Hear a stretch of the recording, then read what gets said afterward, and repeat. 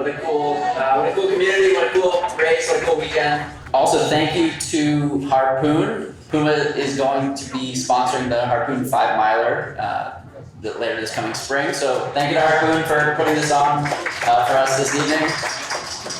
My name is John. I am hosting these amazing athletes tonight.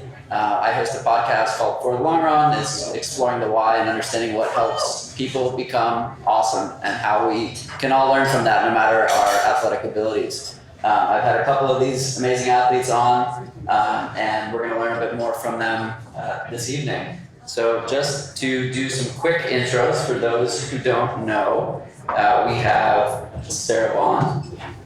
Woo! We have Dakotah Lindwurm. We have Frisbie. We have Hendrick Pfeiffer. And we have the newly crowned champion of the 2021 Boston Marathon, Edna Kiplagat. Congratulations from everyone in this room. I'm going to turn on the second mic here. So we're here at the Boston Marathon. First raise hands. Who has run the Boston Marathon? It's a lot of awesome hands, a lot of awesome races. We all have stories around Boston. So to kick it off, I'm curious, what does the Boston Marathon weekend and race mean to you? We'll start with Sara. I've definitely asked you this question before, so I love this one. No, I love talking about it. The Boston Marathon makes you feel like running is the center of the universe for a weekend. So I love coming to Boston and just getting to take part of that in any way, but especially racing. And the fans and everybody along the course make you feel really special. No matter if you're having a great day or a terrible day, they're cheering for you. So that's what I love. Yeah, to echo that, I think when you're a professional runner and you tell people that, the first thing they say is, well, have you run Boston? And when you haven't, you kind of feel like a fraud. So being here at Boston, it just helps, kind of solidify you as a marathoner. I am a fraud up to this point. I haven't done the Boston Marathon yet, but I did the 5K last year, and the energy of the crowds and just the community coming together this weekend is so amazing, and I'm really looking forward to experiencing it at myself. So that's what it means to me. Yeah, Boston is a big thing for me. It's my first ever major marathon and my first big race outside of Europe, except the Olympic Games. And I'm very much excited. I trained a long time for it, and finally the weekend is here, so I'm very excited. Yeah, Boston Marathon has been a great race for me. First time when I ran in 2017 was the only one which I needed to finish so that I can do all the 6 major marathons. And it has been a good place for me. The community is good, and I love everything about Boston, so I'm excited about it. Thanks.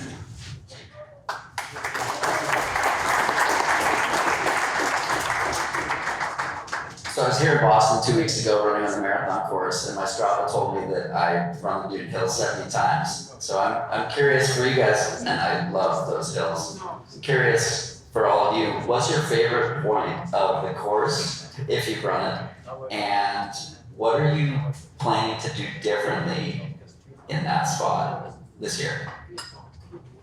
If you're willing to share. I can't give away too much. You can just answer the favorite part. Yeah. I think my favorite part is the finish. It's that long straightaway. I remember you warned me last year because I was coming from track. You're like, don't start sprinting when you turn left because you have a long ways to go. And you were right. It's a long straightaway, but that's my favorite part. And I hope I can sprint a little faster this year than last year. My favorite part is definitely Wellesley College. It's so loud and energetic, and this year I am not going to run too fast through it because that's a common issue. I have not raced, but I'm looking forward to the finish. I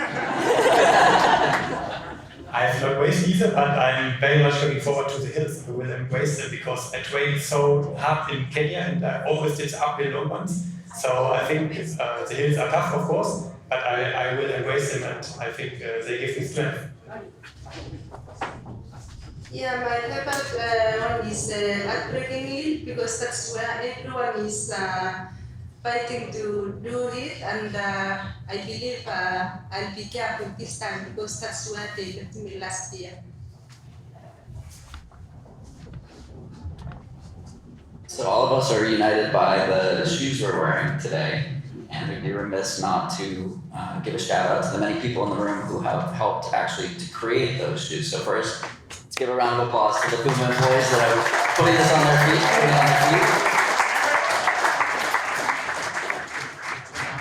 What is it about PUMA that keeps you coming back or gets you excited to wear the cougar on the shoes and on your chest? I love how PUMA has gone all in lately. Well, not lately, but recently, the last several years. Like, they are putting a lot into their shoe development, signing new athletes, and just really rallying behind their product. And I've loved every shoe that they've sent me. So, yeah. I love that when you go out for a run, you don't even think about your shoes, which is like the most important thing. It's just like an extension of your body, and I don't ever have to worry about if my shoes are going to feel good on race day because they just feel natural. Yeah, I really love the development that's gone into the new footwear, and I think specifically for race day, the carbon plated shoes I noticed just feel really good on my feet, which is one of the most important things. I think they don't leave any sore spots or pain the next day, and so that's what I love about them.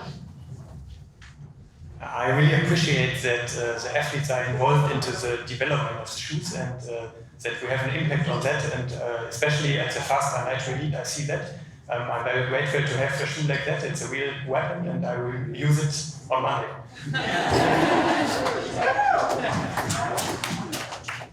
Yeah, I like all the development and the artwork that they are putting in creating the best shoe.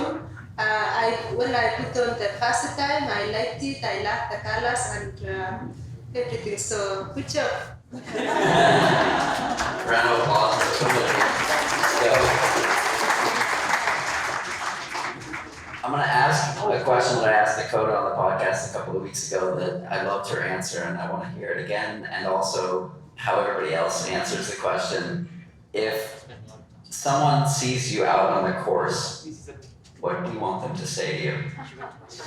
You asked me this too last week, and I'm not changing my answer. I like the ironic, funny things, so if you can make me laugh or like just distract me for a minute. You're almost there. You're almost there at mile 5? You made it. Love it.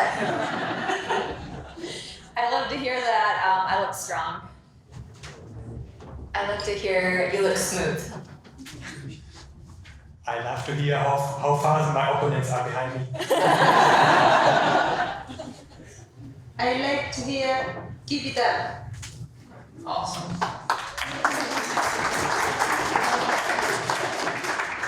So the podcast I host is all about the psychological aspect of the sport and understanding how we can learn from amazing athletes like these. And a lot of what I've learned is so much related to the mindset and how strong a mind can be and push us to do more than what we think might be possible. So I find that this is rooted in mantras, and so I'm curious if you have a mantra that you're willing to share going into Monday. My mantra for this year, for this race, is that I'm just approaching it with as much curiosity as I can. So I'm curious to see how hard I can push myself. I'm curious to see how well I can do, and I'm just going to carry that forward through the whole race. My mantra since college has been, I am strong, I am fast, my speed will last. I usually have a different mantra for different races, but I think for this race, my mantra is just to be in the moment that I'm in, stay in the present. My mantra is when you reach the start line, the work is behind you. It's like you can celebrate the day, and it is just the fun part. The hard work is behind us. Yeah, my mantra has been you have done it before and there is nothing going to be hard, so I'll just do my best. Okay. I think this next question is going to be a tough one for Sarah, but what shoes are you wearing on Monday? I made up my mind. I had such good choices, so thank you guys for giving me a tough choice. But yeah, I'm gonna wear the DV8 Elite 2. Yeah. DV8 Elite 2s. DV8 Elite 2s. I choose the faster. If you need to. Awesome. Thank you all so much. We got a few more notes, but let's give a round of applause to these amazing athletes. See them out there. Like I said, we have a couple of notes here. Make sure everyone grabs a Yeti koozie on the way out. That will be waiting for you.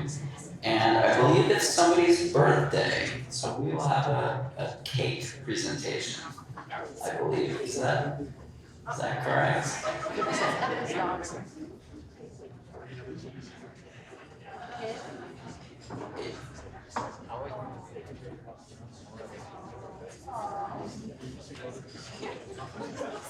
It's Edna's daughter, Wendy's birthday.